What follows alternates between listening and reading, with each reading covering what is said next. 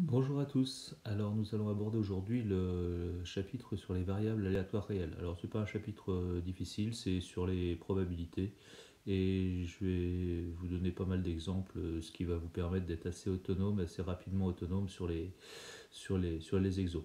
Voilà, donc c'est par contre c'est important pour la terminale hein, où il y a pas mal de probas. Voilà, donc la notion de variable aléatoire réelle est à connaître. On va voir ça tout de suite. Alors, le plus simple, c'est de prendre des exemples. Dans le premier exemple, on va lancer un dé à 6 faces. Et on va appeler x la variable aléatoire qui correspond au numéro de la face. Dans la deuxième expérience, on va toujours lancer un dé à 6 faces et on va créer une variable aléatoire. Et cette variable aléatoire, en fait, qu'on va appeler g comme le gain, euh, c'est 2 euros si on obtient un multiple de 3 et sinon on perd 1 euro. Et dans le troisième exemple, on va créer une variable aléatoire z euh, avec l'expérience aléatoire suivante. Donc on lance maintenant 2 dés à 6 faces et on va faire la somme des faces des 2 dés.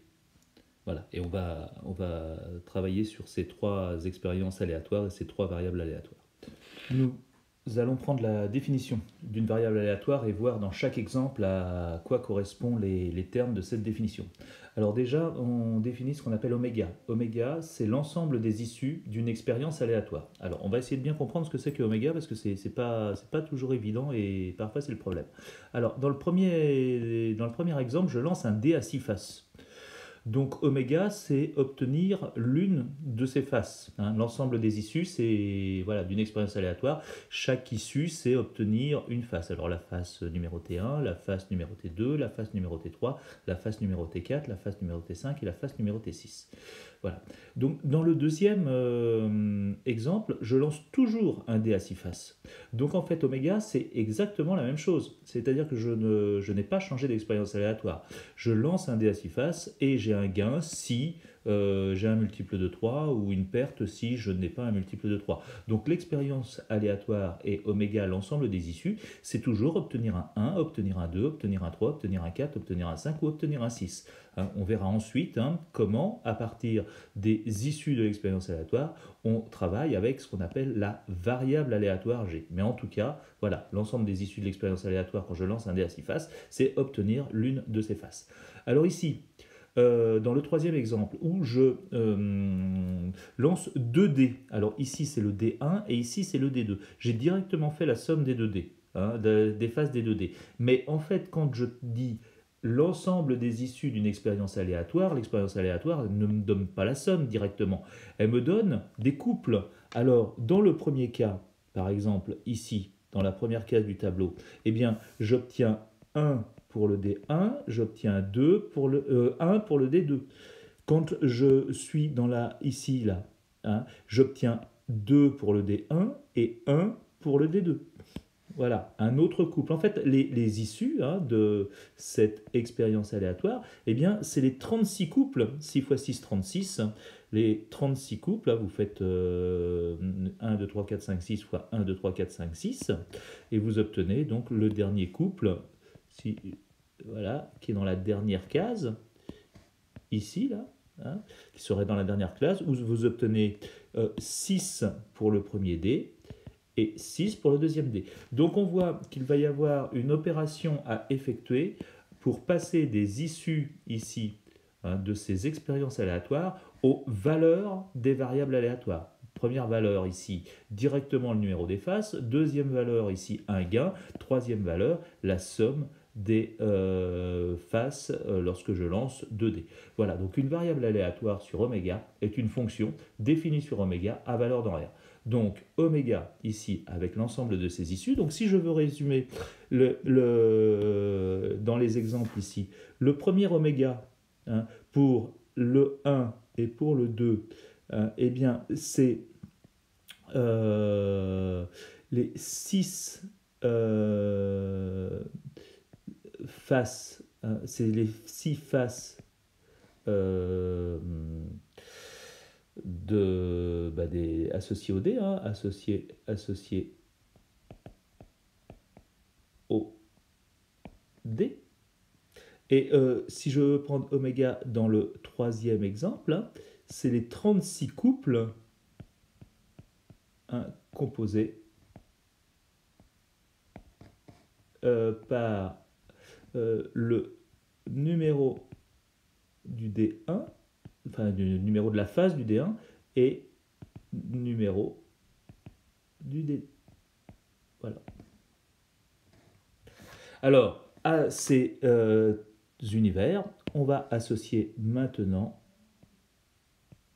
une variable aléatoire x, une variable aléatoire y, et pour oméga 3, une variable aléatoire z. Voilà, c'est maintenant cette fameuse fonction dont on parle ici, hein, c'est le passage donc de l'univers aux valeurs de la variable aléatoire. Alors, pour le premier exemple, alors c'est pas difficile le premier exemple, puisqu'on récupère directement le numéro des faces. Donc, vous voyez la fonction dont on parle ici, mais il ne faut pas la définir, hein, la fonction. C'est juste qu'il va falloir associer une valeur de la variable aléatoire avec les issues de l'univers. Donc, si je prends le D1, l'exemple 1, je vais passer directement de 1 à 1. Voilà, je vais passer de 1 à 1, de la phase 2 à la valeur, donc là c'est x, hein, puis là ça serait l'univers, donc de 3 à 3, de 4 à 4, de 5 à 5 et de 6 à 6. Voilà. Alors pour le deuxième exemple, j'ai toujours oméga, 1, 2, 3, 4, 5, 6. Voilà, et donc je vais passer à G. Alors quand j'ai un multiple de 3, j'obtiens 2, et sinon j'obtiens moins 1. Donc là c'est moins 1, hein, je perds 1, là c'est moins 1, là c'est 2, là c'est moins 1, là c'est moins 1, et là c'est 2. Donc là vous voyez, hein, il y a une différence entre les issues de l'univers et les valeurs de la variable aléatoire. Alors, pour le troisième exemple, je ne vais pas faire la liste, hein, parce que ça va être bien sûr trop long. Simplement, eh bien, le couple, si j'ai oméga 1, 1, voilà, si j'ai le premier couple, eh bien, la variable z, hein, c'est 2. Si j'ai le couple 1, 2, la variable z, c'est 3. Si j'ai le couple 1, 3, la variable z, c'est la somme, c'est-à-dire 4, jusqu'à la fin, où ici, la variable z à la fin, 6, 6, hein, ça sera la somme, ça fera 12. C'est ce que j'ai matérialisé, hein, par les réponses dans les cases à l'intersection des résultats du D1 et du D2. Donc nous comprenons maintenant, hein, le passage d'un univers à une variable aléatoire. Nous allons maintenant construire des probabilités en prenant des valeurs, pour des valeurs données de cette variable aléatoire, de ces variables aléatoires. Nous pouvons créer aussi des événements avec ces variables aléatoires. Alors je vais prendre par exemple le dernier exemple. Hein, je vais créer alors l'événement z égale 5. Alors l'événement z égale 5, c'est lorsque la variable aléatoire vaut 5. Donc ici, vous voyez 5, 5, 5, 5. Voilà, j'ai 4 façons d'obtenir 5. Le premier d fait 1 et le deuxième 4. Ensuite 2, 3. Ensuite 3, 2. Et ensuite 4, 1. Voilà. Alors je peux créer aussi des événements avec des inégalités strictes ou larges. Par exemple, z plus grand que 10. Alors on voit que z plus grand que 10, 10, 10, 10, 10, 10, voilà, c'est tous ces événements-là. Donc c'est lorsque le premier dé vaut 6, le premier dé vaut 4 et le deuxième vaut 6, etc. Enfin, vous les répertoriez ici. Vous pouvez créer aussi avec des inégalités strictes, voilà, z plus petit que 4, strictement plus petit que 4. Vous pouvez créer aussi ce qu'on appelle des événements impossibles, par exemple z plus grand que 25. Voilà, c'est un événement impossible. Des événements qui sont certains, par exemple, z plus grand que moins 12, par exemple, est un événement certain. Vous êtes sûr que votre variable aléatoire, somme des 2D, sera plus grande que moins 12. Donc ça, c'est l'événement impossible. Donc ça s'appelle des événements, tout ça, hein. Événements impossibles. Voilà. Donc là, c'est l'événement certain. Et puis vous pouvez créer aussi des encadrements, enfin vous pouvez faire tout ce que vous voulez, hein, et des intersections, des unions. Donc par exemple, Z compris entre 3 et 4. Vous pouvez créer aussi l'événement, par exemple, Z plus petit que 3 ou Z plus grand que 7. Voilà. Hein, donc vous pouvez mettre le connecteur ou, vous pouvez mettre aussi le connecteur et. Alors Z plus petit que 5, il faut que Z soit plus petit que 5 et en même temps qu'il soit plus grand que 2. Voilà. Donc ça serait compris entre 2 et 5. Hein. Voilà, donc on peut travailler en fait hein, avec des événements sur ces variables aléatoires. Et donc maintenant nous allons construire des probabilités pour chacune de ces expériences aléatoires et de ces variables aléatoires. Dans le premier exemple, donc on lance simplement un dé à 6 faces et on récupère le numéro de la face et avec ce numéro de face on construit la variable aléatoire que l'on appelle x. Donc nous allons construire une loi de probabilité, c'est-à-dire on va déterminer la probabilité que la variable aléatoire soit égale à 1, que la variable aléatoire soit égale à 2, que la variable aléatoire soit égale à 3, etc. etc., etc. Et pour ceci, hein, nous allons créer une loi de probabilité. Généralement, on fait un tableau dans ces cas-là. Sur la première ligne du tableau, on va mettre les différentes valeurs de la variable aléatoire. Alors, ça se note de la façon suivante. On prend la lettre minuscule associée à la lettre majuscule de la variable aléatoire et on indice avec un petit indice. Donc, x1 est égal à 1, x2 est égal à 2, x3 est égal à 3, et ensuite, vous voyez, c'est simple, hein, puisque ici, l'indice coïncide avec la valeur de la face. Donc x5 est égal à 5 et x6 est égal à 6.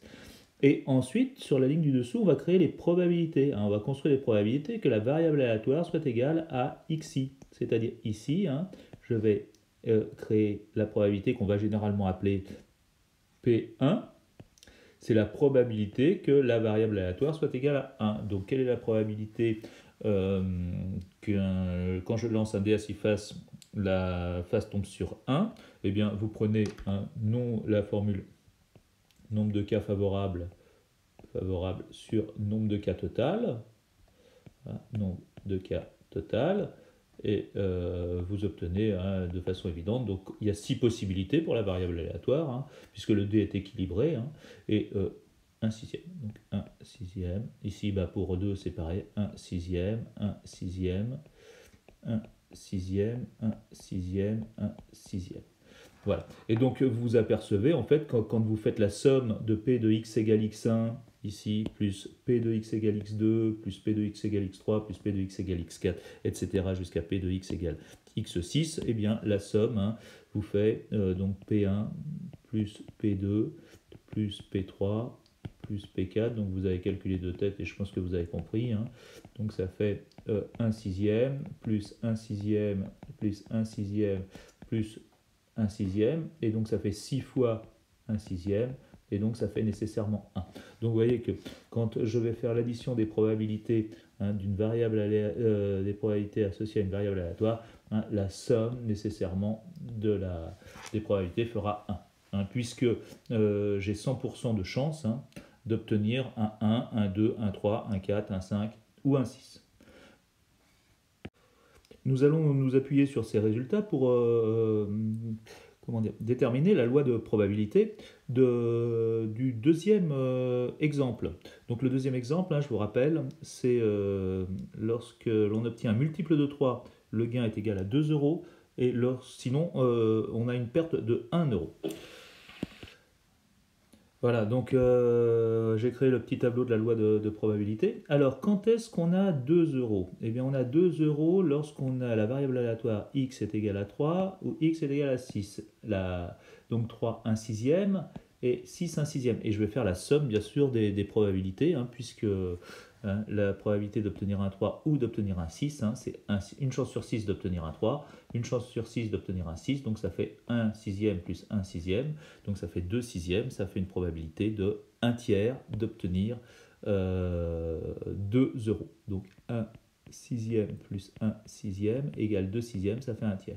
Et donc forcément, après vous pouvez faire la somme des autres probabilités, donc 1, 2, 4, 5, et vous allez obtenir 4 sixièmes, 2 tiers, ou sinon vous faites directement, si vous êtes sûr de vous, puisque vous savez que la somme doit faire 1, donc si la somme fait 1, donc la probabilité que vous obtenez ici c'est 1 moins 1 tiers, donc ça fait 2 tiers.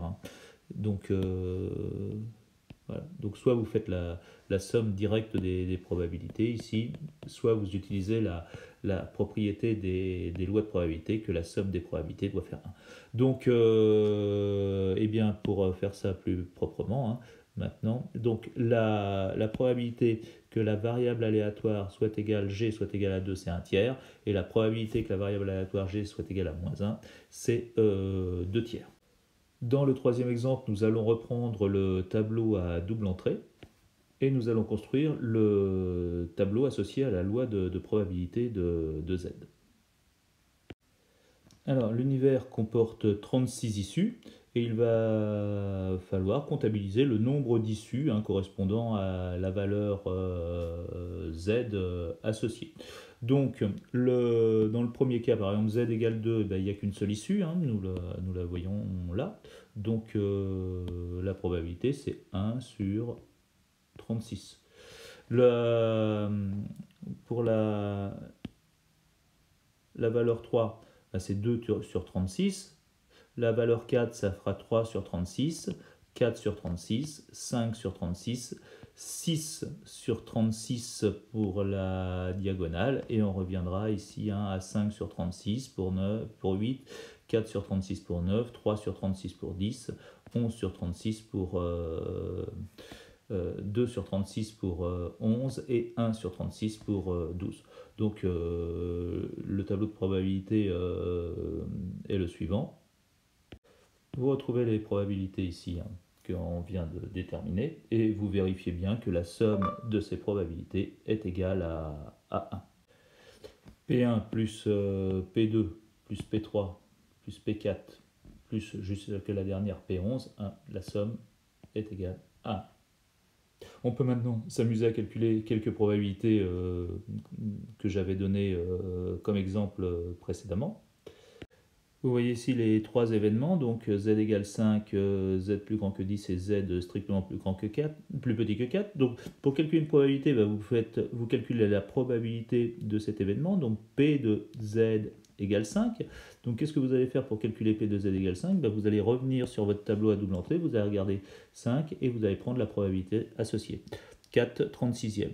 Alors normalement il faudrait simplifier les fractions, donc 2 18e, et donc ça fait 1 9e. Alors c'est pas toujours utile, enfin c'est pas toujours judicieux d'additionner les fractions, parce que quand elles sont au même dénominateur, c'est beaucoup plus simple de les additionner et de vérifier par exemple que la somme des probabilités fait 1.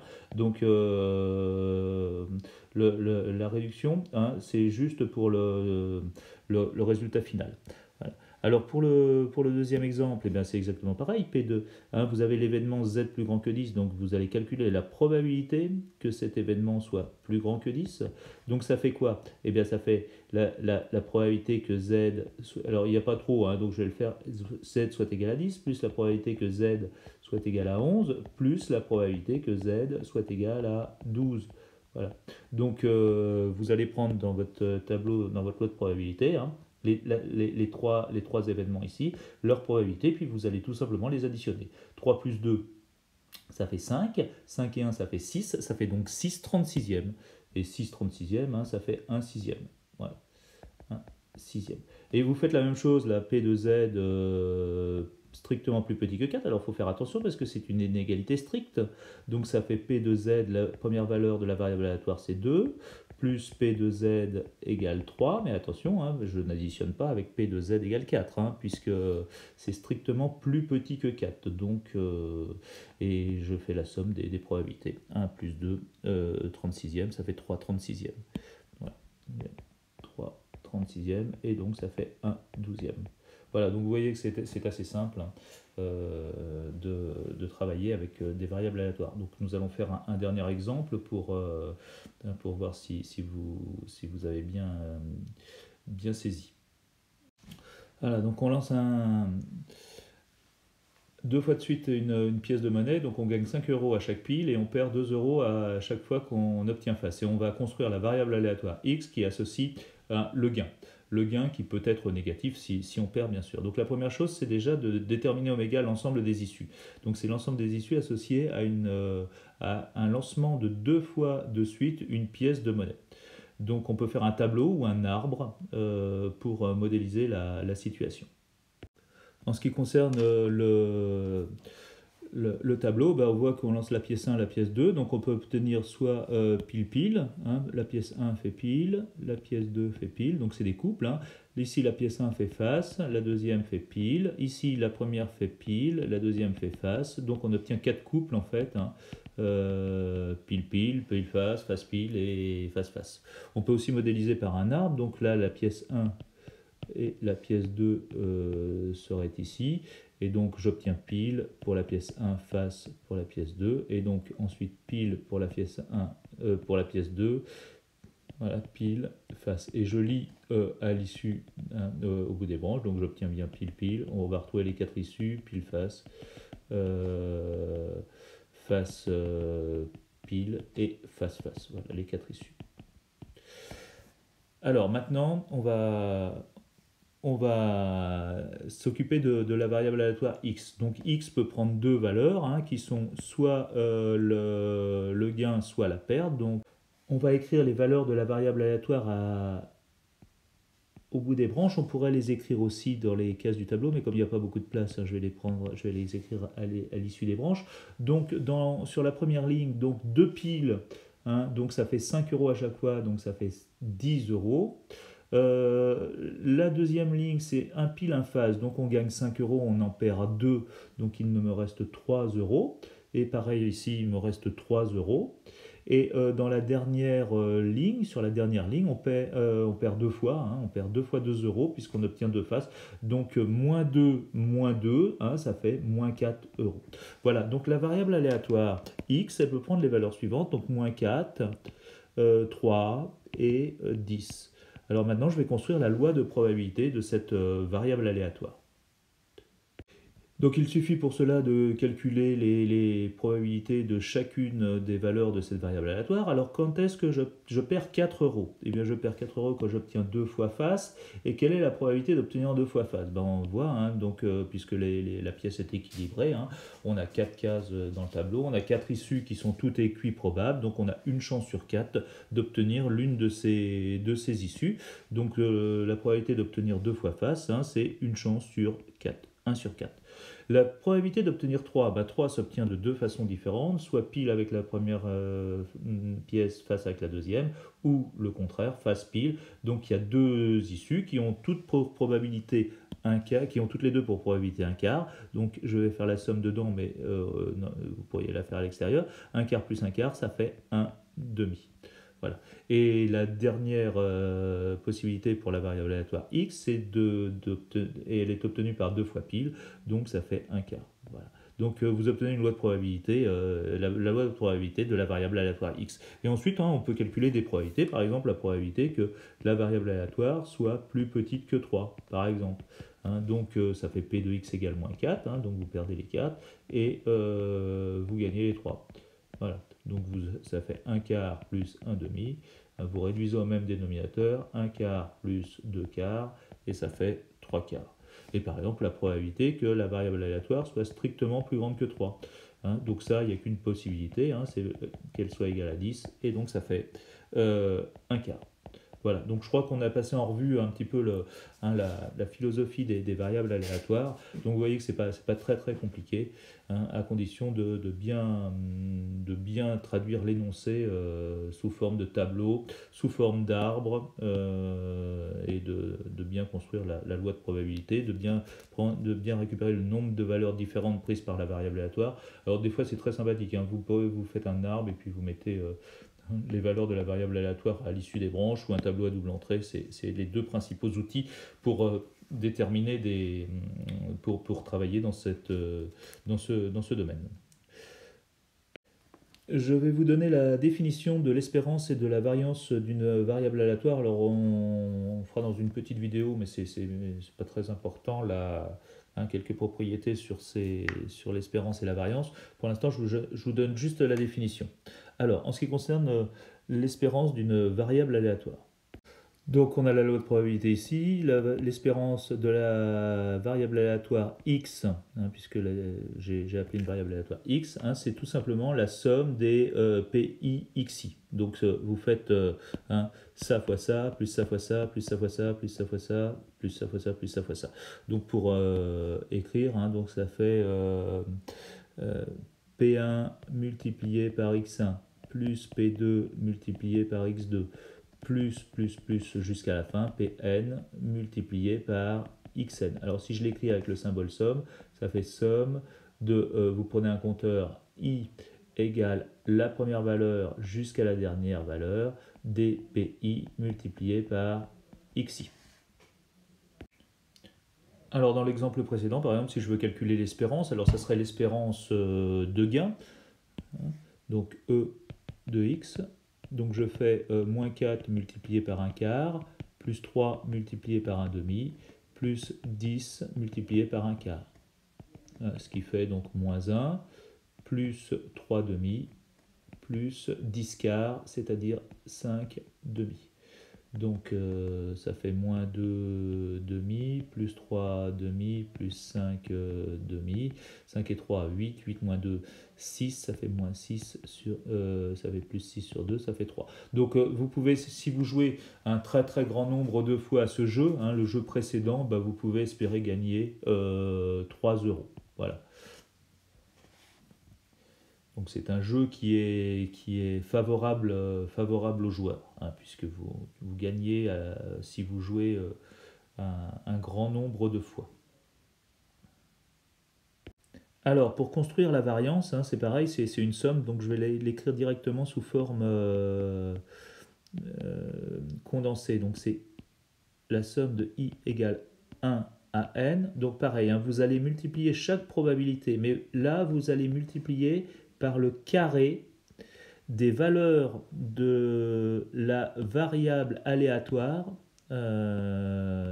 ici, auquel on soustrait l'espérance. En fait, c'est la variance, elle mesure, hein, elle mesure les écarts, les carrés des écarts à l'espérance, et on en fait la moyenne. Donc c'est un peu plus lourd, ça fait P1 multiplié par x1 moins l'espérance de x au carré, plus, jusqu'à l'épuisement, hein, à la fin, hein, Pn multiplié par xn moins l'espérance de x au carré. Alors ça mesure, c'est des indicateurs de dispersion, c'est-à-dire que plus les écarts sont importants entre les valeurs de la variable aléatoire et l'espérance, plus la variance va être importante. Et on définit un autre indicateur qui s'appelle l'écart type, hein, donc c'est sigma, donc c'est l'écart type.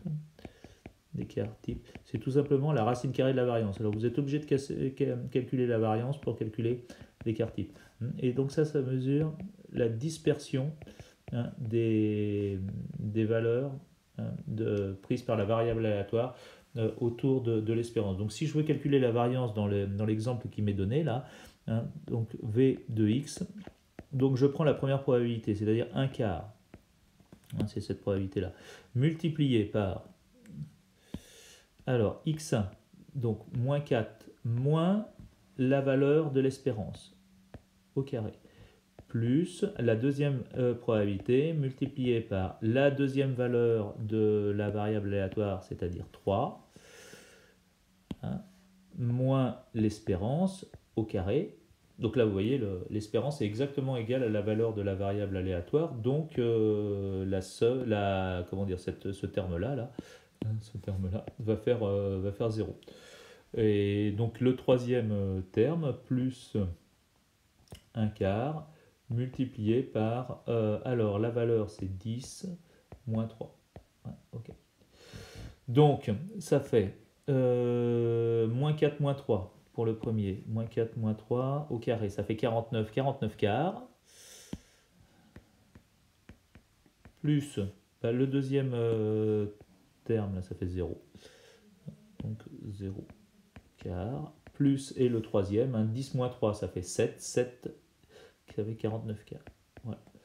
Donc ça fait 2 fois 49 sur 4, ça fait 49 demi. Et donc l'écart type, ça serait la racine de 49 demi. Voilà. Bon, on verra après les propriétés.